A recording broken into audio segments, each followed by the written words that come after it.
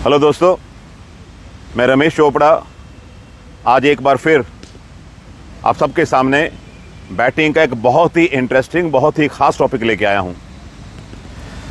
सभी कोचेस, सभी batsman, cricket को थोड़ा बहुत जानने वाले, वो सब इस टॉपिक के बारे में, इस पॉइंट के ऊपर हमेशा डिस्कशन करते हैं।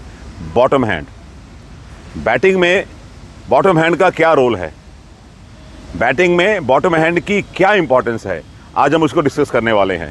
देखिए, बॉलर का काम है स्टंप्स को हिट करना बॉल के साथ या बैट्समैन को आउट करना। दूसरी तरफ बैट्समैन का क्या रोल है? बैट्समैन का रोल है वो जो बॉल बॉलर ने डिलीवर की है उसको स्टंप्स में जाने से रोकना या उस पर स्कोर निकालना। और ये बैट्समैन करता है या तो अटैकिंग शॉट से या डिफेंसिव शॉट से। अटैकिंग और डिफेंसिव शॉट दोनों ही वर्टिकल बैट के साथ वो खेल के रोकता है। देखिए, ये है पूरा वर्टिकल बैट, यहाँ से लेके टो से लेके और हैंडल के टॉप तक की लेंथ जो है, इसी लेंथ से, और जो ये 4.25 इंच की चौड़ाई होती है बैट की, इस पूरे बैट को यूज़ करके बैट्समैन अपनी एबिलिटी के साथ बॉलर की उस बॉल को टैकल करता है या रोके या अटैक करके। अब इसमें चाहे वो अटैकिंग शॉट हो चाहे वो डिफेंसिव शॉट हो, दोनों शॉट में बॉटम हैंड की बहुत ज़बरदस्त इंपॉर्टेंस है, बॉटम हैंड का बहुत ज़बरदस्त कंट्रीब्यूशन है, बॉटम हैंड का बहुत बड़ा रोल है। इनफैक्ट अगर हम यूं कहें कि बॉटम हैंड के बिना ये स्ट्रोक खेले ही नहीं जा सकते। मैं आपको बता रहा हूं, देखिए आप, अब देखिए जैसे मैंने बैट पकड़ा है एक हाथ से बैट कंट्रोल होने वाला है ही नहीं।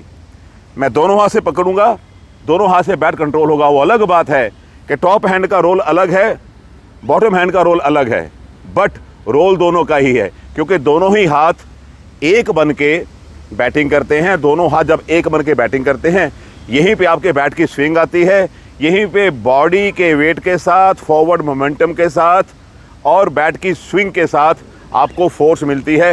वो फोर्स जाती है आपकी हाथ के थ्रू, दोनों हाथों के थ्रू, बॉटम हैंड और टॉप हैंड इसके थ्रू जाती है स्ट्रोक के अंदर। अगर बॉटम हैंड की फोर्स नहीं लगेगी तो स्ट्रोक में जान नहीं आने वाली, क्योंकि टॉप हैंड को हमेशा बैटिंग में गाइड कहा गया है और बॉटम हैंड को हमेशा फोर्स प्रोवाइडर कहा गया है। बॉटम हैंड फोर्स का मेन जरिया है। आप देखेंगे वर्टिकल बैट में टॉप हैंड ऊपर है, बॉटम हैंड नीचे है।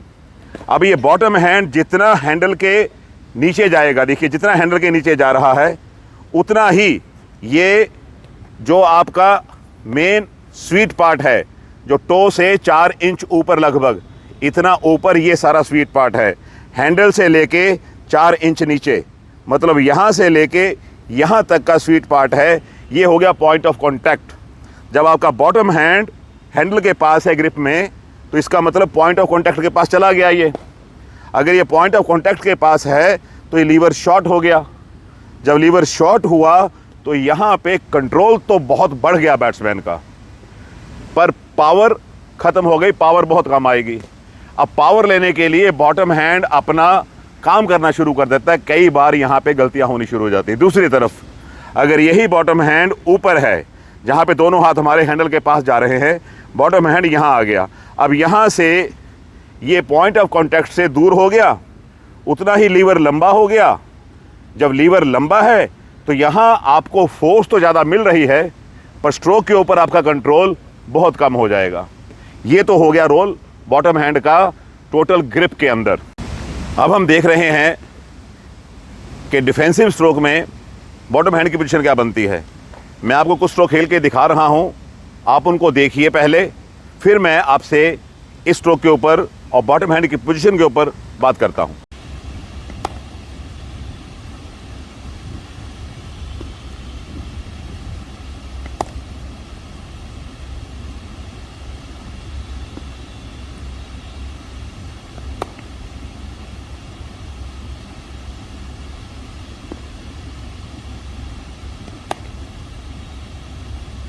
अब आपने देखा कि डिफेंस करते वक्त मेरा बॉटम हैंड हैंडल पे नीचे स्लाइड डाउन हो रहा था।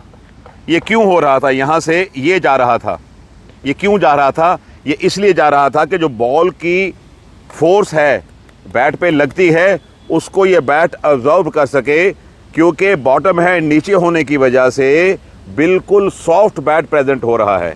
यहीं पे अगर ये बॉटम हैंड कसा जाएगा तो क्या होगा कि बहुत चांस बन जाएंगे इसमें, आपके बैट का हैंडल पीछे रहे, ब्लेड आगे चला जाए और as a result ball pop up हो जाएगी, कैच हो जाएगी, आप आउट हो जाएंगे, क्योंकि आप डिफेंस कर रहे हैं, बॉल अच्छी है, आप बॉल को रोक रहे हैं। इसलिए आपको ध्यान रखना है बॉटम हैंड का रोल जब डिफेंसिव स्ट्रोक है उसमें ये 2 फिंगर थंब ग्रिप में नीचे चला जाए तो बहुत अच्छी बात है, अगर नीचे नहीं भी जाता तो कोई बात नहीं, ये फर्म से थोड़ा सा रिलैक्स हो जाएगा। वैसे भी ग्रिप के दौरान दोनों हाथ, टॉप भी और बॉटम भी, बैट के हैंडल पे फर्म ही रहते हैं। अब इसके बाद हम बात करते हैं ड्राइव्स की। आप ड्राइव्स में भी आपको मैं खेल के दिखा रहा हूं, आप ड्राइव्स देखिए, वो आपको खेल के मैं इसलिए दिखा रहा हूं कि उसमें आप देखेंगे कि हमारी बॉटम रिस्ट कैसे कॉक से अनकॉक होते हुए बैट की स्विंग के साथ बॉडी वेट जब आगे ट्रांसफ़र हो रहा है, वो बॉटम हैंड की जो रिस्ट है वो कैसे अपनी फोर्स दे रही है। यहाँ पे आप देखेंगे कि ड्राइव में टॉप हैंड पहले आता है, बॉटम हैंड बाद में आता है, पर बॉटम हैंड का रोल फिर भी है। टॉप हैंड पहले, क्योंकि ऊपर है ये हैंडल के ऊपर, ये पहले आएगा और बॉटम हैंड बाद में आएगा। पर देखने वाली बात होगी कि रिस्ट जब कॉक से अनकॉक होती है उस वक्त 180 डिग्री में ये दोनों रिस्ट चलती हैं, यहाँ से ये चलती हैं, ये देखिए, आप यहाँ से आपको करके दिखा रहा हूँ, ये देखिए, यहाँ से ये देख रहे हैं आप, ये 180 डिग्री का टोटल एक मोमेंटम होता है रिस्ट का। और यही जब डिफेंसिव शॉट होता है तो मुश्किल से मुश्किल 1/3 ये वाली रिस्ट की पावर रह जाती है, ओनली 60 डिग्री, क्योंकि ये कोई पावर नहीं लगा रहा, ये बॉल को वेट करता है बैट, और बैट के ऊपर ये बिल्कुल हाथ रिलैक्स रहता है।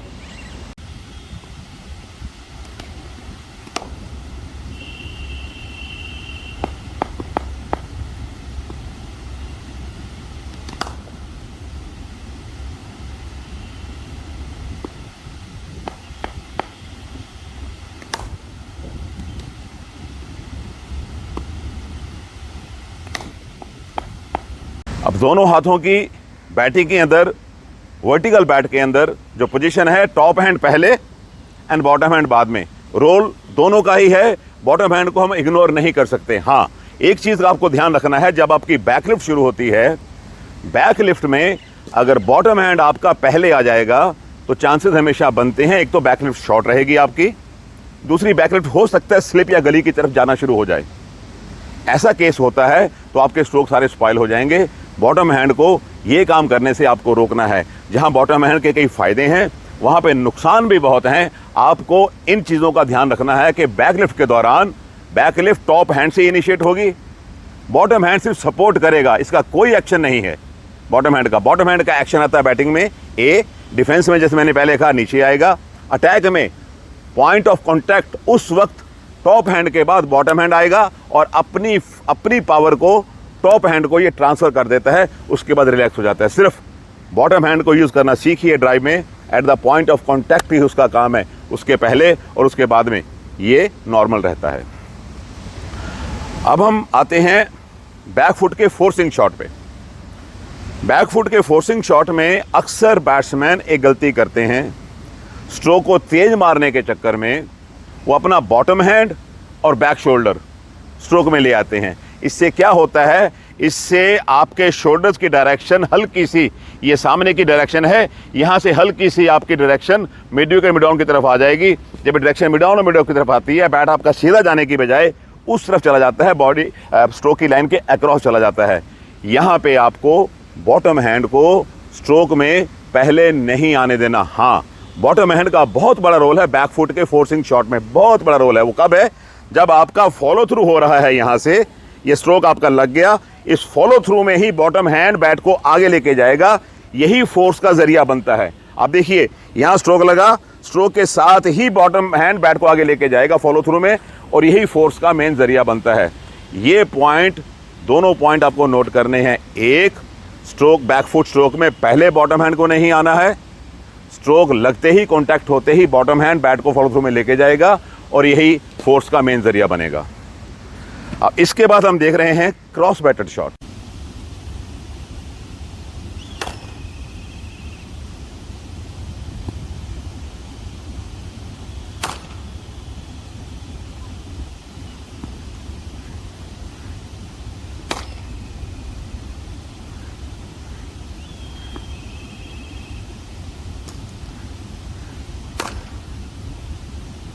यहां तक आपकी बैकलिफ्ट नॉर्मल है, बिल्कुल नॉर्मल जैसे हमारी होती है, बट यहां पे आपकी जजमेंट हो गई कि अब ये बॉल पुल की आ गई।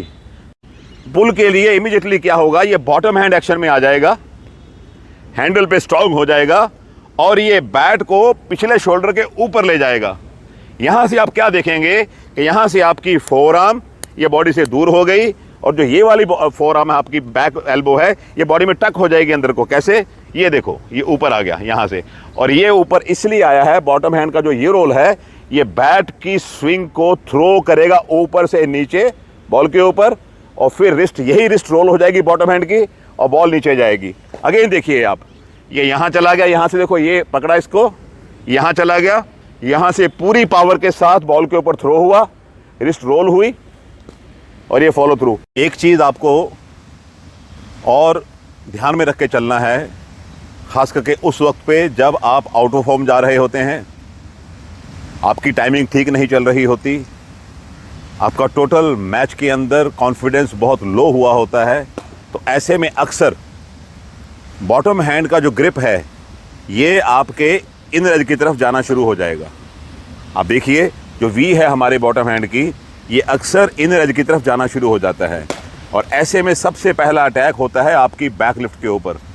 आपकी बैक लिफ्ट थोड़ी सी वाइड होना शुरू हो जाती है। ऐसे में आपका चांसेस ये बनते हैं कि आपका हाथ भी बॉडी से दूर हो जाए, यहाँ से आपका गैप बनना शुरू हो जाता है।